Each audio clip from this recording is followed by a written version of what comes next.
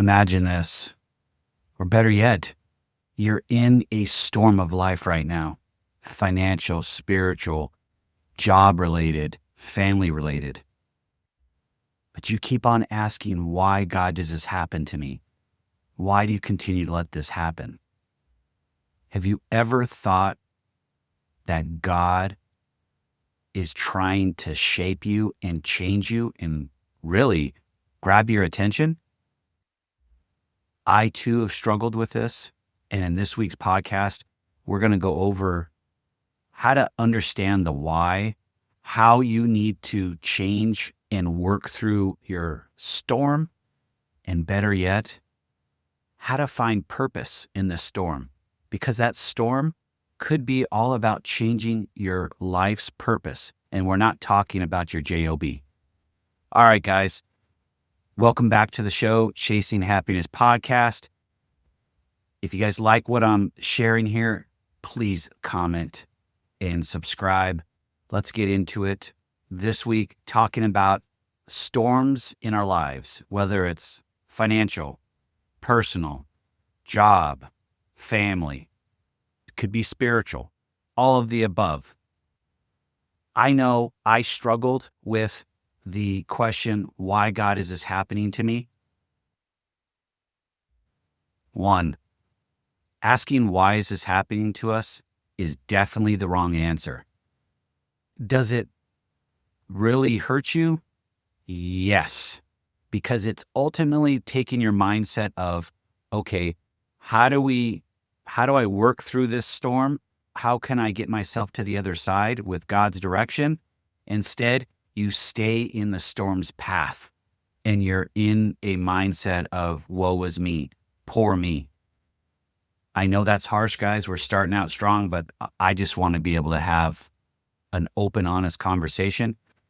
I know for myself, and I'm going to share my experience right now, and that was financial. It's about a real estate investment company. We were selling a house 2 days before it was going to close. The HVAC system blew up, and I've been fighting it ever since. But let me tell you something. In this situation, if that would have happened after the buyers bought, it would have been 10 times worse.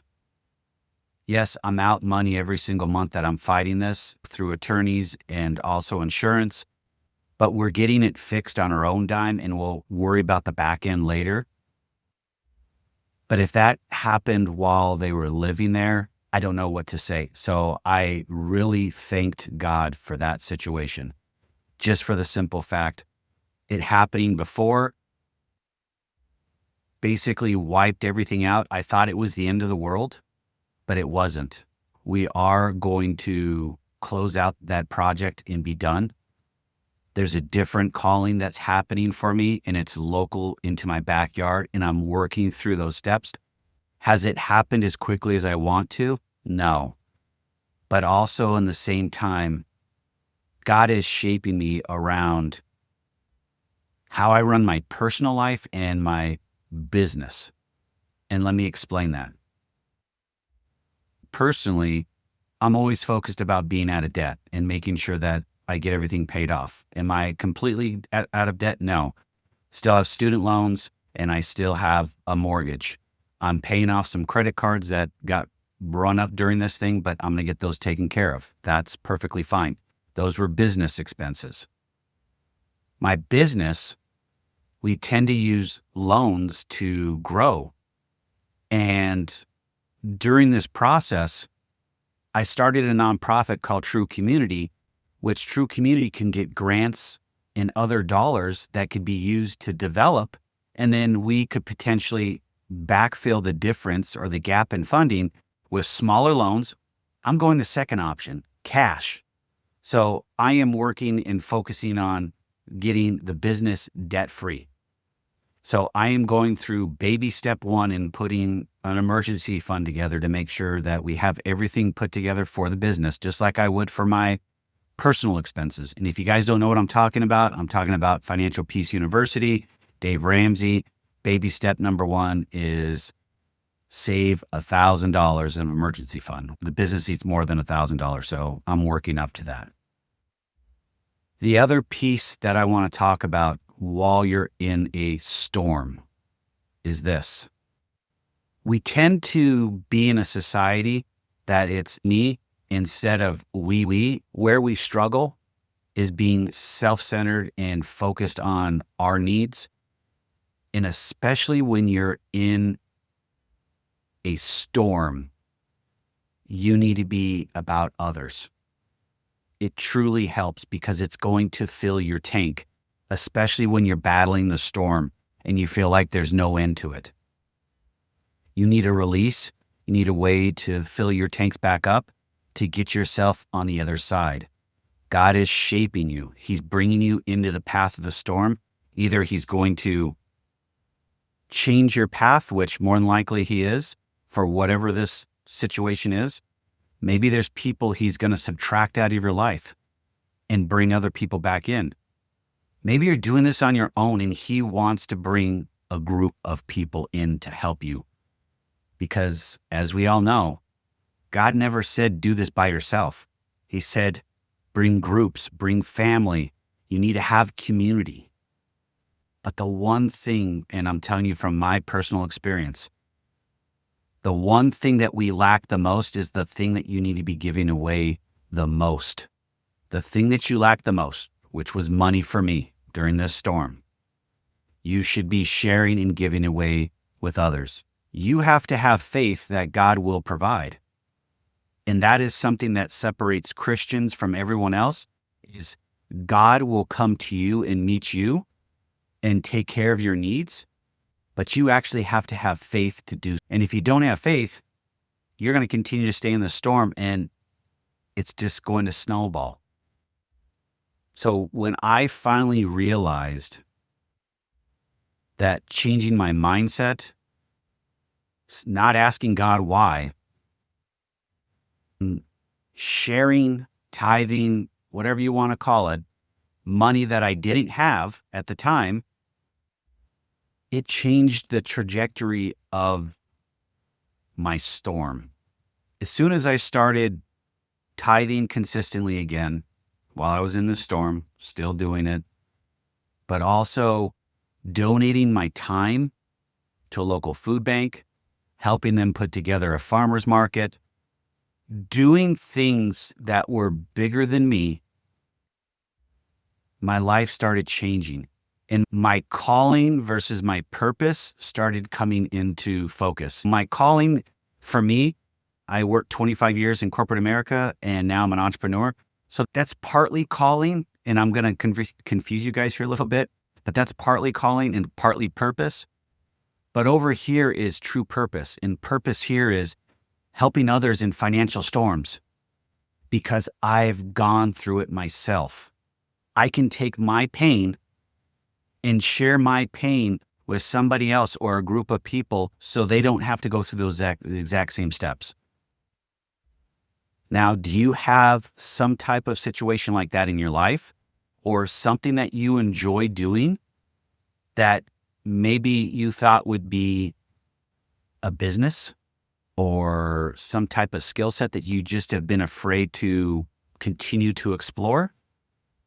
Maybe you're missing out on that purpose that you've been put on this planet by God.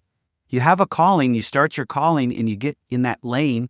And my lane has always been finance, corporate America, in financial instruments, that type of stuff.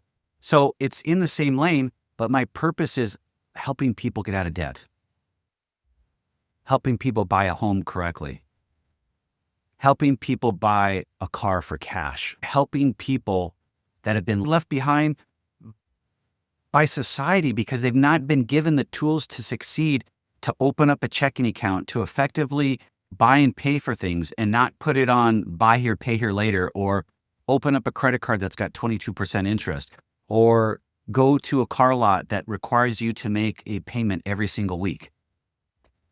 There's just many different avenues I can go down to for my purpose. But I'm staying highly focused. And if God redirects me along that path, I'll go. but I'm going to end here, guys, is this. My financial storm I thought was the end, and it actually is the beginning of something much bigger, much larger than me. God has put me on this path to say, I'm correcting you, changing you, I'm shaping you from the inside out. And oh, by the way, you are also going to have a somewhat different purpose. And it's going to be helping people in their financial situations to get out of them, to be debt free. In your backyard, we're going to start looking at opportunities to where you can start building workforce housing, affordable housing, whatever you want to call it, for families that can't afford a $500,000 home here in the Valley of Arizona. That's just where I'm at. But that's come through trial and error, a lot of praying, a lot of quiet time, a lot of tears.